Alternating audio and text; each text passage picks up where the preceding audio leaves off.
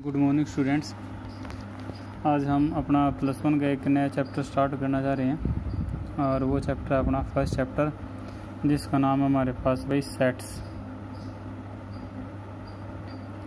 Sets को हिंदी में हम समुच्चय कहते हैं। समुच्चय जो शब्द है वो निकला है समूह शब्द से, यानी ग्रुप से। तो एक तरह से हमारे पास जो सेट है ना वो क्या होता है अभी ग्रुप ही होता है, लेकिन ग्रुप की इसके आगे क्या होती है, हमारे पास कुछ कंडीशंस होती हैं। उस ग्रुप में हमारे पास क्या होनी चाहिए, well defined and distinct collections होनी चाहिए। कलेक्शंस मीन्स क्या होता है, ग्रुप ही होता है हमारे पास, लेकिन जो उसमें अपने पास कलेक्शंस होंगी यानी जो एंट्रीज होती हैं वो क्या होनी चाहिए, वेल डिफाइंड और कैसी होनी चाहिए, हमारे पास डिस्टिंक्ट होनी चाहिए। जैसे हम कुछ एग्जांपल ले लेते हैं। सबसे पहले हम ले लेते हैं, जैसे हम बोलते हैं कि ग्रुप ऑफ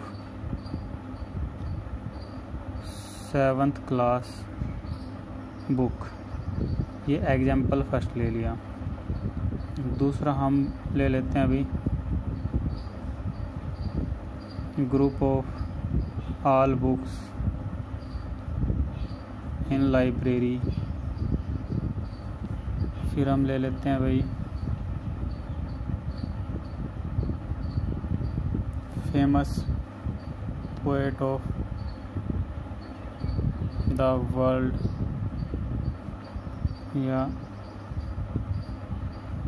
ये अपने पास सेकंड एग्जांपल है, ये थर्ड एग्जांपल है, ये फोर्थ एग्जांपल है। इसमें हमने क्या ले लिया, ये क्या आ गया भाई, group of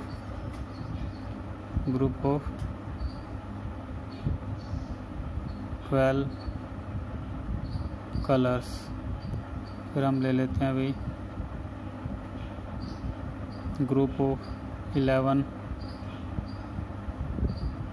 cricket players of Indian cricket team.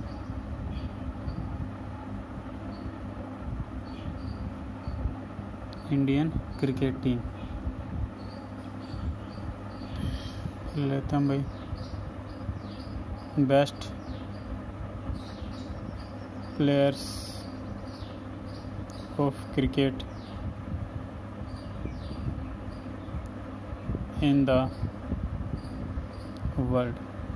जो मैंने ऊपर सेट की डेफिनेशन में जो मीनिंग लिखी है, वेल डिफाइंड और जो दो टर्म्स हो रही, वेल डिफाइंड और डिस्टिंक्ट, इन दोनों का जो मीनिंग है वो आपको इन एग्जांपल्स के थ्रू क्लियर होगा। Group of 7th class book. अब group of 7th class book में क्या आ गया, मान लो 7th क्लास की बुक्स हैं तो उनमें क्या क्या बुक्स आई हमारे पास, जैसे हिंदी की होगी, इंग्लिश की होगी, SST, GK, maths and science.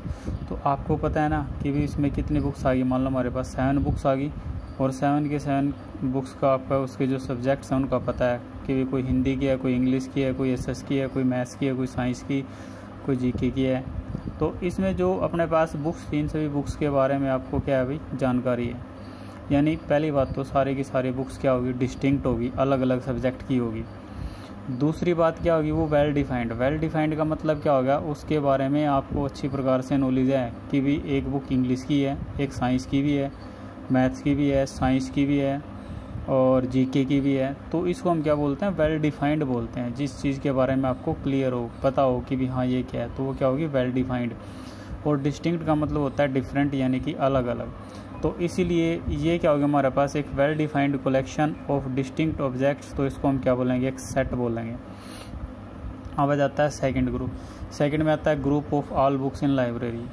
अब हमें क्या पता भाई लाइब्रेरी में कितनी बुक्स हैं भाई मान लो एक ही सब्जेक्ट की हज़ारों बुक्स हों उसमें, तो वहाँ तो क्लियरली हम बता ही नहीं सकते कि भी अपने पास जो वेल डिफाइंड और डिस्टिंक्ट कलेक्शन की बात है। मान लो हिंदी की है, हिंदी की वहाँ 100 बुक हों, तो यहाँ पे हम क्लैरिफाई नहीं कर सकते, क्लियर नहीं कर सकते इस बात को, यानी कि हमें ये वेल डिफाइंड और जो डिस्टिंक्ट वाली बात है वो यहाँ पर लागू ही नहीं होती।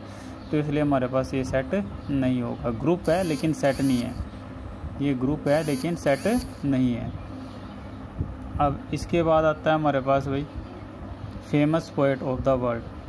अब famous poet of the world, world में तो पता नहीं कितने फेमस पोएट हैं। अब अगर हम अपने गांव, अपने शहर, अपने मोहल्ले में लेके चलते हैं तो वहाँ भी हमें क्या है भाई, ऐसे बहुत से पोएट मिल जाते हैं और सबका नज़रिया क्या होता है, अलग अलग होता है। किसको पता नहीं किस विचार का कवि पसंद हो, किसको किसकी कविता पसंद आए। तो वही बात है कि भी सब की पॉपुलैरिटी अपने हिसाब से होती है, तो इसको भी हम प्रॉपरली डिफाइन नहीं कर सकते। तो इसलिए भी हमारे पास क्या भी एक ग्रुप नहीं है। अब आ जाता है ग्रुप ऑफ 12 कलर्स। अब आप मार्केट से कलर्स का पैकेट लेके आते हो, क्या उसमें सारे एक ही कलर के होते हैं? सभी जो स्केचेस आते हैं वो सभी एक ही कलर के होते हैं? नहीं होते हैं ना, सभी क्या होते हैं, डिफरेंट कलर्स के होते हैं। कोई येलो, कोई ऑरेंज, कोई वायलेट, कोई ब्लू, ये सारे अलग अलग कलर के होते हैं ना। तो इसके भी क्या हो गए, 12 के 12 डिफरेंट कलर्स हो गए और कैसे हो गए, वेल डिफाइंड हो गए। तो ये कलेक्शन भी आपकी कैसे क्या होगी, सेट होगी। अब आ जाओ यहाँ पे group of 11 cricket players of Indian cricket team. अब इंडियन क्रिकेट टीम की बात कर रहे हैं हम। इंडियन क्रिकेट टीम के जो 11 प्लेयर्स हैं, 11 प्लेयर्स, सबसे पहली बात तो 11 प्लेयर्स में आपने पता है कि भी सबके नाम पता आपको, सबका ये पता है कि भी ये बैटिंग करता है, ये बॉलिंग करता है, ये कीपिंग करता है। भाई अगर बैटिंग करता है, अब आप कहोगे कि भी उसमें बैट्समैन भी तो 4-5 बैट्समैन हो जाते हैं। अब बैट्समैन में क्या होता है, सबका स्ट्राइक रेट क्या होता है, अलग अलग होता है ना। हाँ, अगर यही काम वो कह देता भी group of all cricket players of the world, तो हमारे लिए मुश्किल हो जाता। लेकिन अब उसने एक पर्टिकुलर दे दिया ना, इंडियन क्रिकेट टीम के कितने प्लेयर दिए हैं, 11। अगर यहाँ भी वो ये कह देता कि भी all the players of Indian cricket team या all the cricket players in India, all the cricket players in India, तो यहाँ भी अगर ये कंडीशन आ जाती तो उसको भी डिफाइन करना अपने लिए मुश्किल हो जाता है।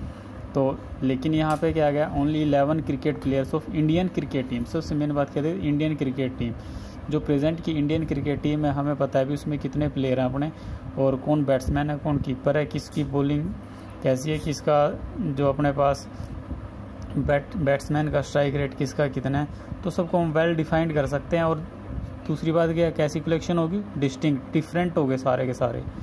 तो ये भी अपने पास क्या होगा भाई, एक सेट होगा। अब best players of the cricket in the world.